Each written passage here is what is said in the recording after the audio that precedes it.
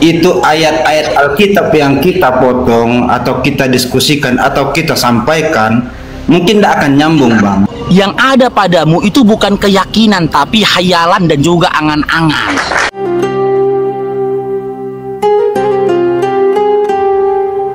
Silakan. Ngelek deh ya.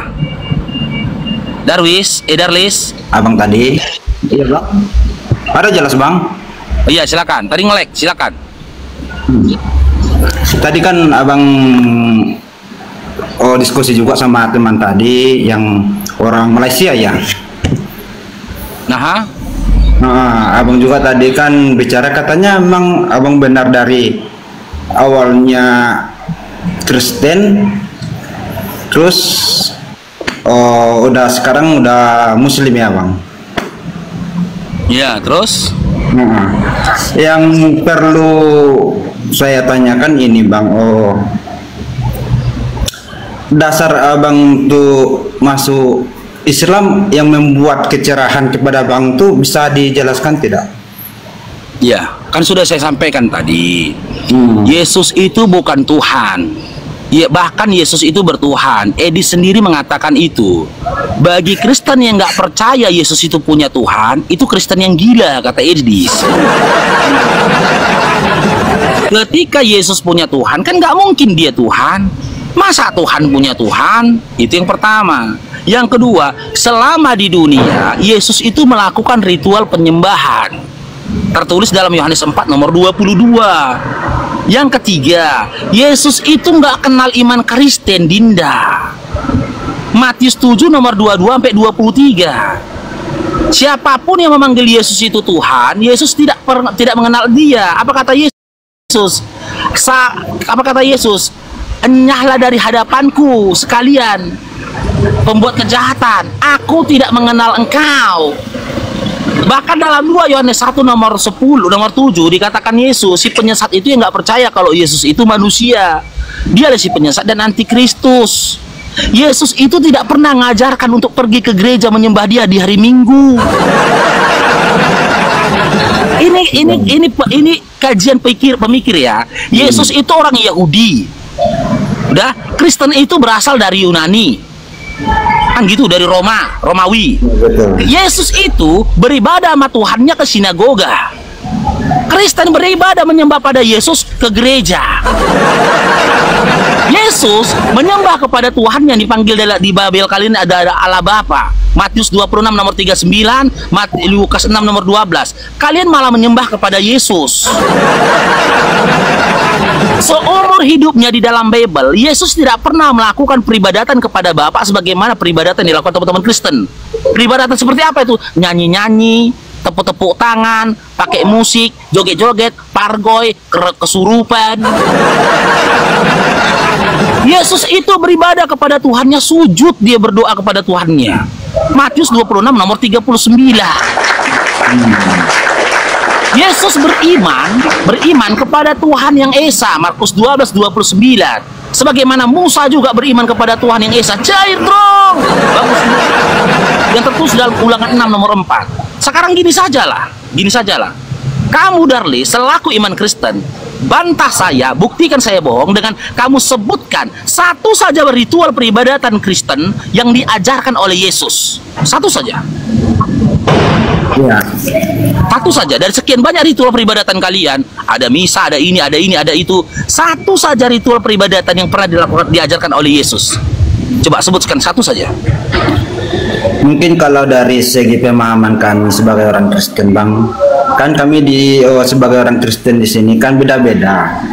Ada yang Pentakosta, ada yang Katoliknya, ada yang denom kamu lah, yang denom kamu lah. Kita nggak usah bawa denom lain. Denom kamu denom apa ini? Saya bagian Protestannya, Bang. Oke, Protestan. Kalau gitu berdasarkan denom Protestan, sebutkan satu saja ritual peribadatan di dalam denom Protestan yang diajarin oleh Yesus atau bahkan yang pernah dicontohkan oleh Yesus. Darlis, ngelek dia. Darlis, aduh jangan ngelek dulu lah Dinda. Langkah. Darlis, aku yang ngelek ya. Tapping lu teman-teman. Teman-teman tapping, aku ngelek ya. Aku ngelek ya. Oh enggak, yaudah silakan Darlis dijawab. Coba tolong sebutkan satu saja ritual peribadatan dalam Kristen Protestan yang diajarkan bahkan pernah dicontohkan oleh Yesus. Silakan Darlis. Mungkin yang abang maksud, yang abang pengen tahu, mungkin Darlis tidak bisa. Jangan bro, libernya tidak Bunda Junior. Tapi inilah keyakinan kami bang sebagai orang Kristen.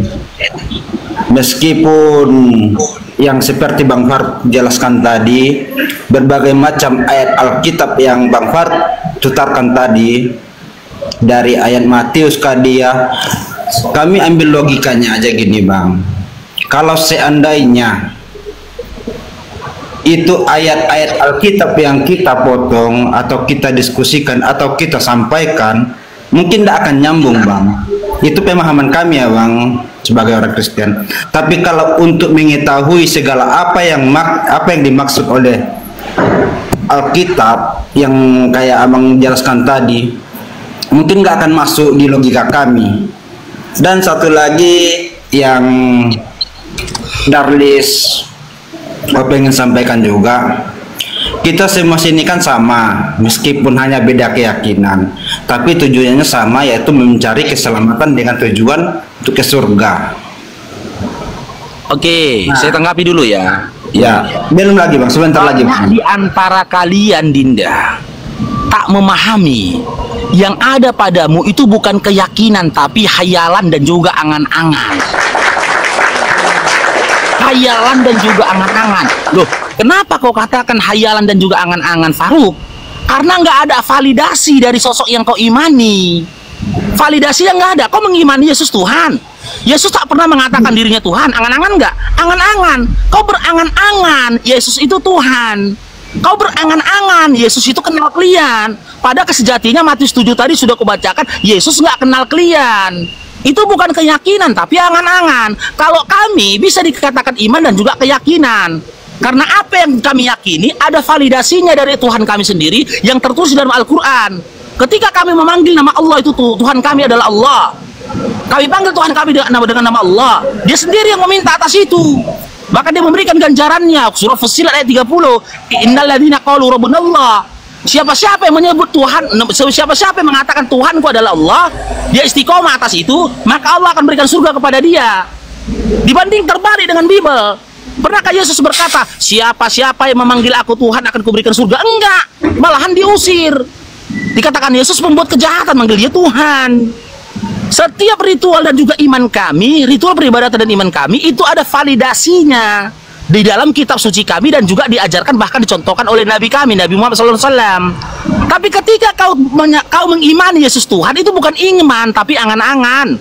Kalian ini berangan-angan andaikan Yesus itu Tuhan, tapi pada kenyataan Yesus itu bukan Tuhan. Kalian ini berangan-angan andaikan Yesus itu memberikan kalian keselamatan, padahal Yesus itu tidak kenal kalian. Matius 15:24, Matius 5 nomor 10, Matius 10 nomor 5 sampai 6. Yesus itu hanya untuk orang Yahudi. Kalian berangan-angan kalau Yesus akan memberikan kalian ke surga, sementara Yesus berkata dalam Yohanes 5:30 dia nggak bisa berbuat apa-apa, dan setiap perbuatan dia itu hanya untuk Bani Israel. Itu semua angan-angan, cuman kalian nggak sadar, Dinda. Analoginya gini, gue berikan analogi Darlis. Analoginya gini Darlis. Ini analogi ya. Aku mengklaim sebidang tanah ini milikku.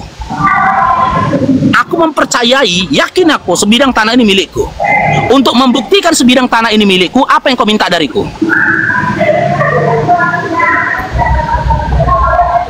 Untuk membuktikan sebidang tanah itu milikku, apa yang kau minta dariku?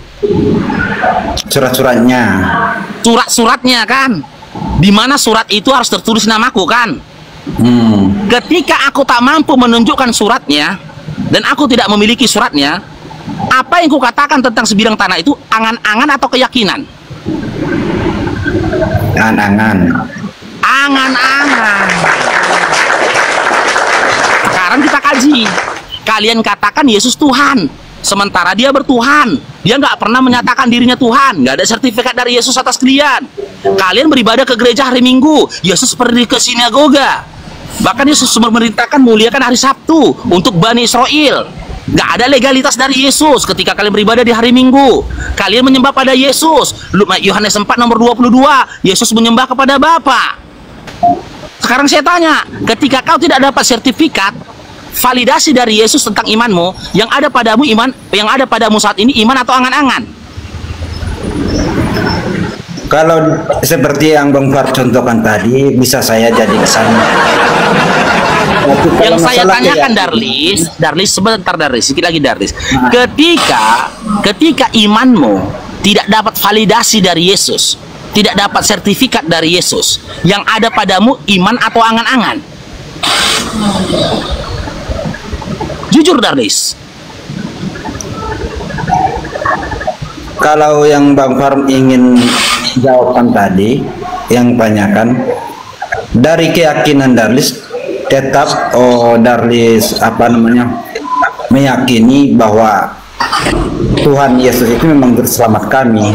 Itu memang udah. Itu urusanmu. Iya. Itu urusanmu Darlis. Itu urusanmu. Yang saya tanyakan, biar kau bisa memilah-milah antara kau berkeyakinan Yesus itu Tuhan, tapi kenyataan Tuhan. Kau berkeyakinan Yesus memberikan kau keselamatan, tapi kenyataan Yesus mengusir kamu, tidak mengenal kamu. Matius 7 yang sudah saya bacakan tadi. Kau berkeyakinan Yesus itu akan menyelamatkan kamu, sementara Yesus menyatakan dirinya hanya untuk Bani Israel. Kan nggak dapat sertifikat kok, kan nggak dapat legalitas kok dari Yesus kan. Iman, kepercayaanmu itu, keyakinanmu itu kan tidak dapat sertifikat kan, tak dapat legalitas dari Yesus kan. Sekarang saya tanya, ketika keyakinanmu tidak dapat validasi dari Yesus, yang ada padamu saat ini keyakinan atau angan-angan? Jujur. Kalau yang Abang Farki bilang tadi, memang saya tidak punya data ya, tapi memang ini ya. Nah, berarti angan-angan. Iya, bisa jelaskan sedikit Bang masalah keyakinan kami, dan juga saya tidak punya data yang kuat karena saya tidak terlalu paham masalah di mana ayat-ayatnya tertulis. Cuma inilah ajaran kami sebagai orang Kristen, ya kan? Karena kami meyakini bahwa kata memang orang Bang Harung, orang Muslim, meyakini kami sebagai orang Kristen itu kami punya 3 Tuhan ya. Nah, dari keyakinan kami itu memang dia satu di dalam 3. Artinya kami meyakini bahwa Tuhan Yesus dan Roh dan Anak itu sama semuanya. Bapa, Roh dan Anak satu. Kenapa menurut Bang Faruk itu Tuhan Yesus menyembah Bapa? Karena dia menyerupai sebagai manusia. Mungkin saya tanya, sebelum dilanjut izin Darlis.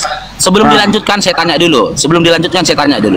Iya. Semua narasi yang barusan kau sampaikan tadi tentang Tuhan 3 tapi 1, Yesus itu dalam bentuk manusia dan bla bla bla lainnya, itu pernah nggak dijelaskan oleh Yesus dalam Bible? Pernah nggak disampaikan oleh Yesus dalam Bible? Di dalam Alkitab kami ada yang tertulis seperti itu, Bang. Dikasih ayatnya di mana? Di mana Yesus memperkenalkan konsep ketuhanan sebagaimana yang kau jelaskan tadi? Di mana? Kalau ada, pegang cakap saya 1,9K memandang. Lidah saya foto jari taruhannya. Nih, lidah saya taruhannya. Kasih ayatnya di mana Yesus menjelaskan konsep ketuhanan sebagaimana Anda jelaskan tadi. Jelas Yesus mengatakan dalam Markus 12:29. Yes.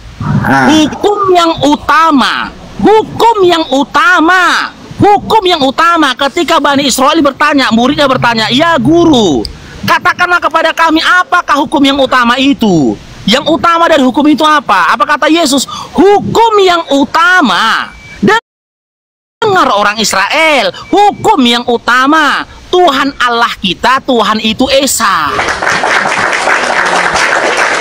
Jadi penjelasan yang barusan kau sampaikan tadi, Darlis, itu hanya hayalan saja. Iya, kita menurunkan sekali. dalam bentuk angan-angan. Kenapa kau katakan hayalan saja dalam bentuk angan-angan, Faruk? Karena Yesus tak pernah mengatakan hal demikian. Iya. Yesus itu nggak pernah menjelaskan konsep ketuhanan sebagaimana yang kau jelaskan barusan tadi.